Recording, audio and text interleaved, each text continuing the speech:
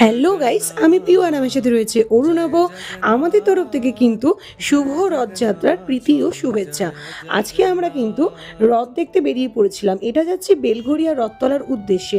ওখানে কিন্তু বেশ বড় রথ করে আর বিশাল বড় প্রসেশন নিয়ে বেরিয়েছিল, সেটা দেখার জন্যই আমরা বেরিয়ে পড়েছিলাম। তো আমরা তো বাইকে ছিলাম, যথারীতি দেখতেই পাচ্ছ বাদিকে প্রচুর লোকের ভিড়, আর আস্তে আস্তে সেই রথের দিকে আমরা এগিয়ে চলেছি।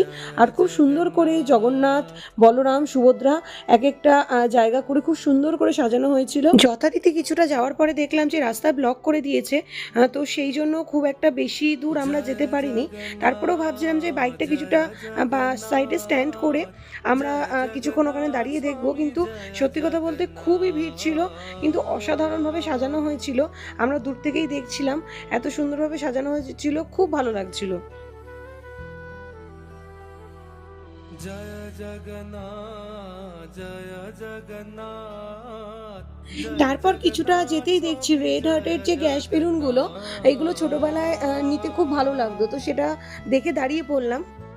তারপর রথতলা থেকে বেরিয়ে আমরা চলে এলাম হচ্ছে সোদপুর গঙ্গার ঘাটে।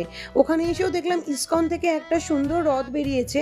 ওয়েট করছিলাম যে রথের দড়িটা ধরে টানবো, তো যথারীতি একটু সময় পেয়ে আমরা ইসকনের মন্দিরের ভেতরে প্রবেশ করেছিলাম। মন্দিরের ভেতরে যেহেতু খুব একটা বেশি ভিডিও আর ফটো তুলতে দিচ্ছিল না, সেই জন্য সেরকম কিছু ক্যাপচার করতে পারিনি। তো দেখতেই পাচ্ছ যে ইসকনের যে রথটা সেটা এইদিকেই এগিয়ে আসছে। তো আমি আর অরুণামও ওয়েট করছিলাম, রথের দড়িটা ধরে যথারীতি আমরা টেনেও ছিলাম। মনে বেশ একটা খুব সুন্দর শান্তি অনুভব হচ্ছিল।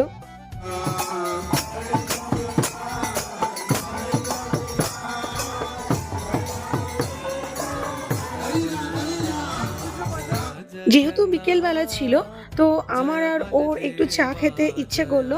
গঙ্গার পাড়ে সেই বিখ্যাত চায়ের দোকানে এসে বসলাম আর চা খেতে শুরু করলাম। গঙ্গার পাড়ে বসে চা খাওয়ার কিন্তু একটা আলাদাই মজা।